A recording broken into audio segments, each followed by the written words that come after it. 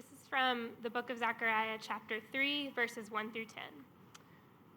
Then he showed me Joshua, the high priest, standing before the angel of the Lord, and Satan standing at his right hand to accuse him. And the Lord said to Satan, "The Lord rebuke you, O Satan. The Lord who has chosen Jerusalem rebuke you. Is not this a brand plucked from the fire?" Now Joshua was standing before the angel, clothed with filthy garments. And the angel said to those who were standing before him, "Remove the filthy garments from him." And to him he said, "Behold, I have taken your iniquity away from you, and I will clothe you with pure vestments." And I said, "Let them put a clean turban on his head." So they put a clean turban on his head and clothed him with garments. And the angel of the Lord was standing by. And the angel of the Lord solemnly assured Joshua, "Thus says the Lord of hosts, if you will walk in my ways and keep my charge, then you shall rule my house and have charge of my courts, and I will give you the right of access among those who are standing here. Hear now, O Joshua the high priest, you and your friends who sit before you, for they are men who are a sign. Behold, I will bring my servant the branch. For behold, on the stone that I have set before Joshua, on a single stone with 7 eyes, I will engrave its inscription, declares the Lord of hosts, and I will remove the iniquity of this land in a single day. In that day, declares the Lord of hosts, every one of you will invite his neighbor to come under his vine and under his fig tree." This is the word of the Lord. Thanks be to God. Thanks, Emma.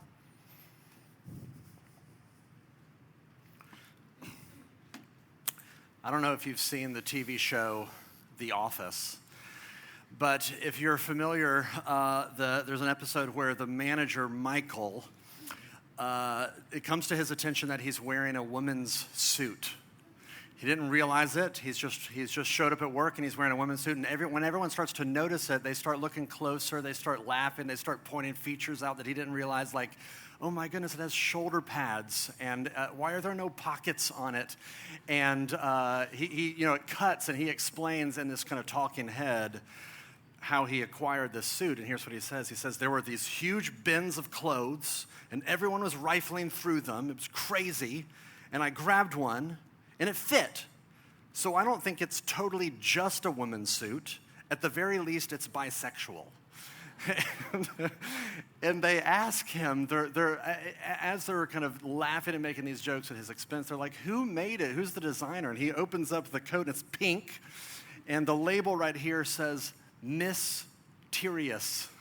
M-I-S-S, Terious. And he says, see, it is mysterious. That's why the buttons are on the wrong side. It's a mystery.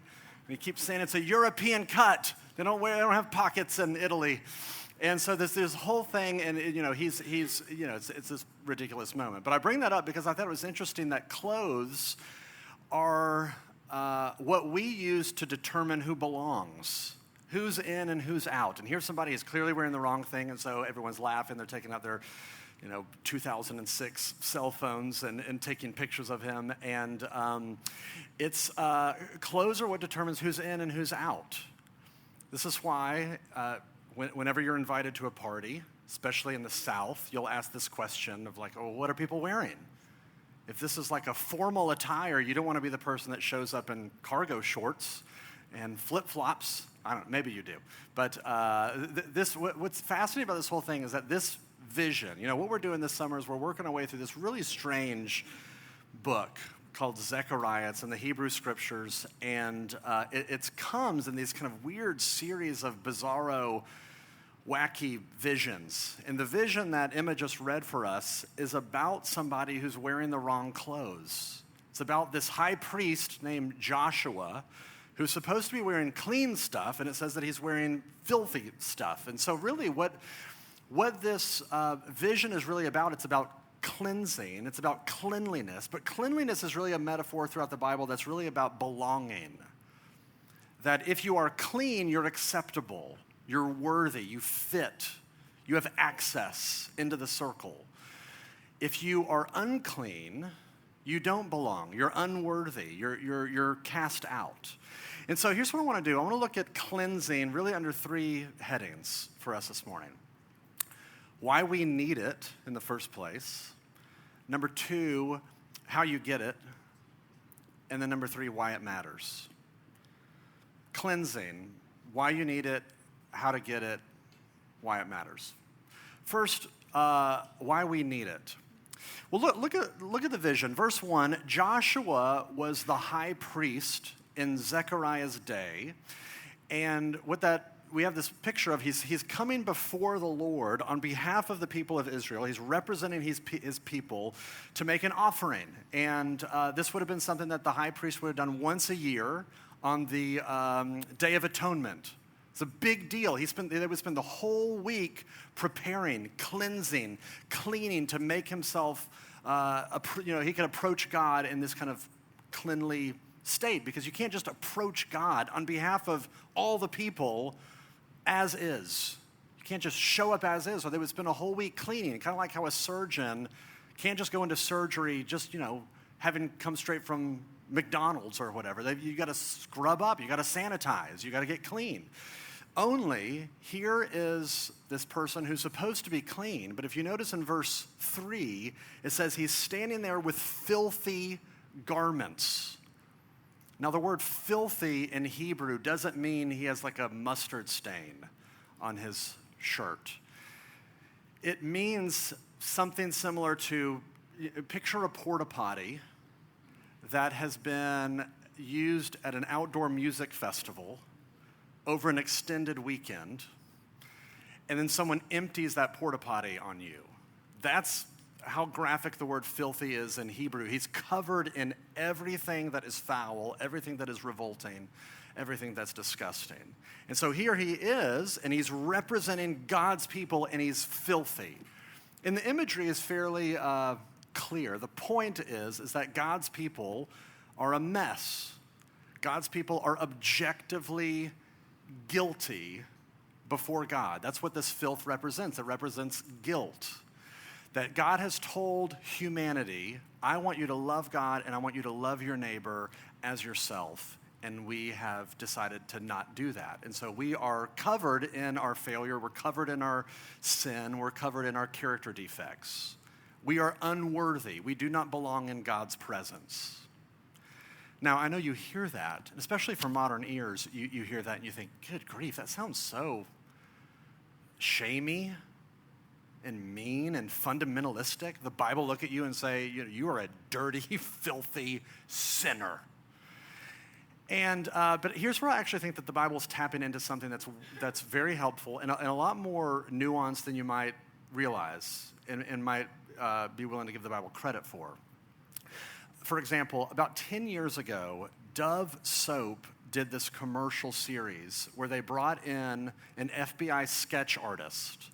And they put this guy in a chair, and he had his little pad of paper right here. And then he had this curtain partitioning him off, and then they would bring in this woman, and she would sit down in the chair. So the artist can't see the woman, and the woman can't see the artist, blocked off by this curtain, and she would describe herself to him. And he's sketching, and she's saying, he's asking her, tell me about your cheeks, describe your chin, and he draws this picture.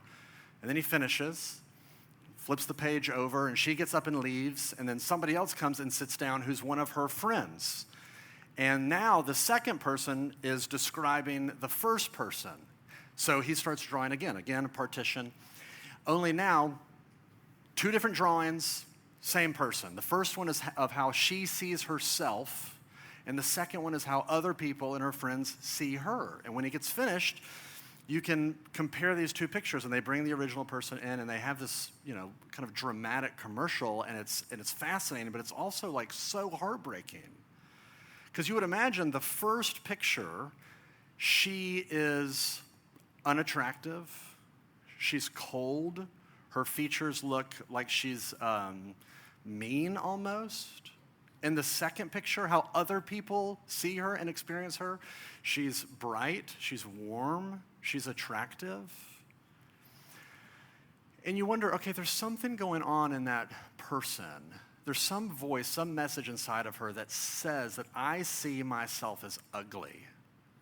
I see myself as unacceptable. I see myself as unclean. And that voice, as you know, is inside of all of us. All of us have this voice inside of us that are telling us, there's something wrong with you. You're not the right kind of person. We all sense this deep sense of uncleanliness. You know, it's fascinating. In our cultural moment, we've kind of gotten rid of objective moral standards. We've gotten rid of the idea of God. We've gotten rid of the idea of objective moral guilt, and yet it hasn't dealt with the feelings that we all still carry around. For example, the fact that millions and millions and millions of people flock to and have seen the Brené Brown TED Talk on shame and vulnerability and consume all of her stuff. Why? Because she's putting language to this thing that we all feel. We don't feel like we're right. We don't feel like we're enough. And now we have words that somebody's finally telling us, yes, that's what it feels like to be me. This is one of the reasons that I think is driving social media, is that we post our things, we post our pictures, and we post our articles, and we're just screaming, begging for the internet to tell us that we're okay, that we're enough, that we're clean. We're trying to counteract this thing inside of us that's screaming at us, you're unclean, you're dirty, you're not right, you're not enough. Now here's the question, where in the world does that voice come from? Where does that voice come from? Look back at the vision. In verse 1, it says, and Satan standing at his right hand to accuse him. Now, this is almost like a courtroom scene where you've got Joshua on trial, and you've got Satan right there acting like a prosecutor who's just submitting all the evidence, listing out all of the things that Joshua has done wrong to accuse him. You see how guilty he is? You see how wrong he is? Now, I know anytime you start talking about Satan, everything kind of gets a little weird. Because I'm sure some of y'all are like, Satan? Like Satan, really? Like y'all believe in Vecna from Stranger Things? That's what y'all are into at Redeemer? But again, this is where I think the Bible's a lot more helpful than you might realize. Because all of us feel that voice. Maybe not audibly, but just the sense inside of you. And you wonder, okay, if that voice is coming from just me, why would I do that to myself? And why not just stop? That doesn't feel good. That voice of, maybe you've heard it, it feels like this. You don't deserve friends. You don't deserve to be loved. You don't deserve to belong. If that voice just came from your own head, just quit. But it feels like you're being oppressed. It feels like you're being accused. In fact, you know that the word Satan, the Hebrew word Satan, just means accuser. It feels like there's somebody accusing you. I know this is mysterious and complex, and I don't fully understand it, but here's what it might feel like for you right now. For you to be sitting here right here this morning, and you feel this sense inside of you that says, okay, so you're going to show up at church, and you're going to smile, and you're going to worship, and you looked at porn last night. You're a fake. You're a fraud. You don't believe this stuff. Or maybe you hear this voice and it says, okay, you're gonna smile and you're gonna be bright and excited to see people at church on Sunday, and you're gonna be enthusiastic when you know you screamed at your family like a monster on the way over here. You're a fake. Now, you don't have to be religious to feel this. You don't have to be spiritual to feel this. We all deep down feel like frauds. We all feel like hypocrites. For example, back in 2016, NPR did this interview with Tom Hanks. Now, you think about Tom Hanks, mega movie star, super successful, super beloved. You remember in the early days of COVID when Tom Hanks had it and he was in Australia and everyone freaked out and we were like, 2020 has been so mean and terrible. It's taken everything. Don't take Tom Hanks from us, please. Here's this person that if you would think if there's anybody, because of his success, because of how much the world just loves him, this is somebody that wouldn't wrestle with this. This is somebody who wouldn't struggle with this. Here's what he says in this interview. Quote, no matter who we are, no matter what we've done, there comes a point where you think, how did I get here? And am I going to be able to continue this? When are they going to discover that I am, in fact, a fraud and take everything away from me? It's a high wire act that we all walk. And I do this in the work that I do because there are days when I know that 3 o'clock tomorrow afternoon, I am going to have to deliver some degree of emotional goods. And if I can't do it, that means I'm going to have to fake it. And if I fake it, that means they may catch me at faking it. And if they catch me at faking it, well, then it's just doomsday. It's Tom Hanks. Now, he is articulating what we all feel. We all feel like frauds. We all feel accused. We all feel unclean. That's why we need cleansing, because we are unclean and we know it. And we try to get out from under it. We try to scrub it off with social media and virtue and self-affirmation and telling us that we're great, and yet it doesn't get deep enough to get rid of it. So how do we get rid of it? How do we get it? How do we get the cleansing? Well, let's look at this next. Here's the next thing, how we get it. God sees Joshua covered in his filth, porta potty filth, and God rebukes not Joshua, but his accuser. Did you see that in verse 2? God says to Satan, "The Lord rebuke you, O Satan. The Lord who has chosen Jerusalem rebuke you. Is not this a brand plucked from the fire?" In other words, Satan, shut your face. These are my people. I have delivered them. They are mine, and I will make them right. And here's what he does. Look at verse 4. And the angel said to those who were standing before him, "Remove the filthy garments from him." And to him he said, "Behold, I have taken your iniquity away from you." God doesn't look at Joshua and say, "Hey, you really need to clean yourself up. Go home, take a shower, put on some clean clothes, and then let's repeat this."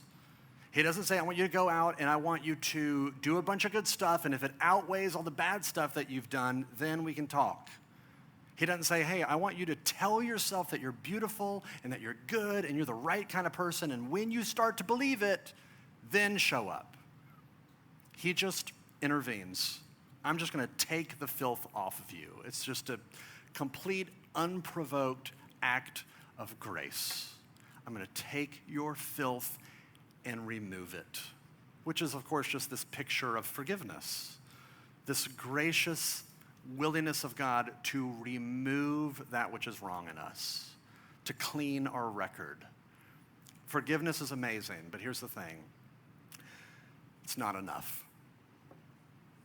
Let's say that you're invited to this bougie, fancy pants wedding. You know, the kind of where people wear, the women wear the nice dresses and the high heels, and the men have the tuxes and the cummerbunds, which is a bizarre item for anyone to wear, but cummerbunds and then, tails, formal. And on the walk from the car to the venue, you trip and you fall in a big thing of mud, and you're just covered in mud, and you're disgusting, you're filthy, and there's no way I can go into this wedding party thing now. And let's say somebody comes up and they are so gracious and they are so kind, and they help remove all of those filthy garments from you, just kind of strip you down. Can you go into the wedding now? No. You got nothing on. Here's what's amazing about this vision is that God doesn't just remove that which is filthy in us. He doesn't just wipe the slate clean, set us up to zero, and then send us out naked, vulnerable. Isn't that what he does? He also clothes us. Look at what he says, verse 4. "And I will clothe you with pure vestments." And I said, "Let them put a clean turban on his head." And so they put a clean turban on his head, and they clothed him with garments. The Lord takes away our sin and then clothes us with beauty. So we go from shame to splendor. Not shame to neutral, but shame to splendor. We go from being unacceptable to having the head seat at the table. Dirty, filthy, gloriously beautiful. And you wonder, okay, that's an interesting idea. How does he do that? Well, here's what's fascinating. Think about this vision. What does the angel do with the dirty clothes? What happens to the dirty garments? You know where they go? They get put on another Joshua. Centuries after this vision, there's another high priest that comes representing God's people, and his name is Jesus, which is the Hebrew word for Joshua, Yeshua. And he shows up in pure, clean, righteous garments, meaning he perfectly loves God and he perfectly loves his neighbor. He does everything that God designed humanity to do. He doesn't feel that voice of guilt inside of him because his record is clean. And as this high priest comes forward to make an offering to God, you know what happens? It's like he takes off his righteous robes and he gets put on all of our filth, all of our porta-potty cruelty and selfishness and hatred and perversion, all the things that are wrong with us, he gets draped up in, and now he does not belong. Now he is unfit. And so the guards mock him, they laugh at him, they make jokes at his expense, and as he gets strung up on a cross, it's like he is cast out of the party. It's like God is this bouncer and says, you may not come in, you are covered in filth, and he throws him out. He is forsaken from God's presence so that you could be clothed in his righteous robes and be brought in at the head seat of the table. Jesus gets cast out so that you could be brought in. He who is righteous became guilty in God's sight so that you and I who are guilty could become righteous. He who was clean became filthy so that you and I who are filthy might become clean. The glory of the gospel is that we get credit for a life we didn't live, and Jesus gets the blame for a life that he didn't live. In fact, if you look at verse 9, it says that there's this branch, which I know is strange. This is a weird term in the Old Testament throughout the prophets that's referring to the Messiah, that there's going to be this Messiah, this branch that's going to come in verse 9, and he will remove the iniquity of this land in a single day. He will do it. He will do the cleansing. And here's the thing. Here's how you get it, because you can't do it yourself. Jesus has to do it for you. The way that you get it is that you come before God and say, God, have mercy on me, a sinner. Look at everything is wrong with me. Take my filth, give it to Jesus. Take Jesus' beauty and his record and his righteousness, give it to me. You know what God will say? Done. Pure gift. Now, if that's how you get this cleansing, here's the last question. Who cares? Why does this matter? And here's where I wish I had like 3 more hours, because this really does change everything. You know, if you picture like a lake that's smooth as glass, and you throw a giant rock out into the middle of it, and it just sends all these ripples in every single direction. When the gospel of grace drops into your soul, it ripples out in every single direction. It changes everything about you. Everything. But I'm just going to show you 2 really quick, because we don't have 3 hours. So 2, real quick. 2 images that I didn't talk about in this story that I want to show you. Here's the first. The first image is in verse 9. It's this image of a stone with 7 eyes on it. I mean, this is really weird. I told you this is bizarro. But the stone was set in the priest's turban that was on their head, and it was kind of right here on their forehead. And the 7 eyes thing is confusing. Scholars disagree over what that means. I think it really just means that it represents God's looking at it intently.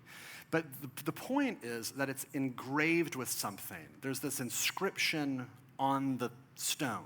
You don't know what it is. It just says it has this engraved inscription on it. It's this mystery, what's written on it. You don't find out until the end of the story. The last book of the Bible, in the book of Revelation, it takes up all of this imagery, and it tells us that what's written on our foreheads is Christ's name.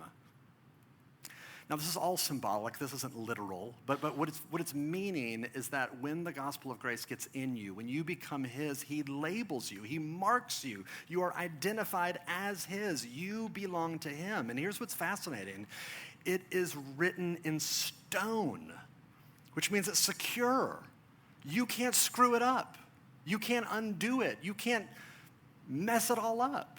It's not like God looks at you and thinks, well, on this particular day, they did pretty good, so I'm going to be a little bit more inclined to be nice to them, and maybe I'll answer some of their prayers. But, this next day when they messed up and screwed up, I'm going to withhold a little bit. Maybe I'll, not be as kind to them. If this thing is written in stone, this means that God's opinion of you does not fluctuate. It does not change day to day. He does not love you any more or any less than he already does, because his opinion of you is not based off of you. It's based off of Jesus' righteousness that he earned for you. And if that's true, if that means it is set, if his love and his favor has been indelibly imprinted upon you, do you know what that does? That frees you to rest. That you no longer have to continue the anxious hustle and hurry of trying to prove to yourself and to everyone around you that you're enough and that you're the right kind of person. It gives you inner, spiritual, psychological resources to rest. You're free to stop pretending to be somebody that is better than you actually are. You're free to stop hiding.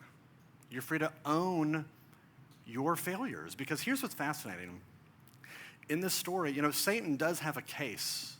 In fact, most of the accusations that he makes against us are probably true. And when you hear those accusations, you hear those voices, it just feels so crushing. But if you believe the gospel, you can say, you know what, everything that you're saying about me is probably true. And guess what? Jesus has an answer for all of them. He's paid for every single one of those accusations. So yes, in myself, dirty, filthy, but guess what? I'm wearing his righteousness. He's my righteousness. He's my identity. I am in him and he is in me. Freedom. Now here's the second image, and then we're done. The second image from this story is in verse 10, this vine and fig tree. You see it at the end? In that day, declares the Lord of hosts, every one of you will invite his neighbor to come under his vine and under his fig tree. Now, you might remember this language if you're familiar with Hamilton, the musical. Remember, this language is sung by George Washington as he is stepping down from being president. And he says, I want to sit under my own vine and fig tree, and no one shall make them afraid. Remember that? You know that's a Bible verse? He's quoting Micah 4:4 in that song in Hamilton, which means that this language of a fig tree and a vine, it's threaded all throughout the Bible, and it's this idea that captures flourishing. It's this idea of shalom, of abundance. And here's what I want you to notice, is that the goodness of the gospel is not intended merely for personal consumption. It's intended to be shared. You see it says, every one of you will invite his neighbor to come into this flourishing. God never gives you grace and then just puts a period at the end of the sentence. There's always a comma. He gives you grace so that you would give it away. He never invites you in without also sending you out, which means that this cleansing, this beauty, this glory, this goodness is not just designed for the church. It's designed for our neighbors too. That this whole story is not just for Redeemer, it's also for Midtown. This is why what we do as a church here is we gather together to rest, to get off of the hamster wheel, to be reminded of his love and to collapse into his goodness and his favor once again. And then we hang out with one another and we remind each other, right? You are loved. Yes, you are clean. He loves you. He is for you. It's inscribed on your very face. But then what? Then we reflect that love to our friends and to our neighbors. It's too good to just keep for us. And so we give ourselves away so that our neighbors here in Midtown might in some way get a taste, a glimpse of the beauty of this flourishing that is offered. That they might see Jesus as more beautiful and believable than maybe they realized before because of the way that they see us loving them, pursuing them, giving our lives away for them. So here's the bottom line. Come to Jesus and be cleansed, and then give it away. That's an invitation for you. Let me pray. Father, thank you that you give us resources that are supernatural, that are beyond us, as we wrestle with our own insecurities, our own sense of being frauds, our own sense of being unclean, that you speak good words to us. You give us permission to rest and to collapse into your arms. Father, I pray that you would give us a renewed appetite in the sweetness of your grace, that we might drink from it more frequently, more deeply, that we might be transformed into every area of our lives, that we would give ourselves away for the one who gave himself away for us. Bless us and keep us, we pray. We pray all this in Jesus' name. Amen.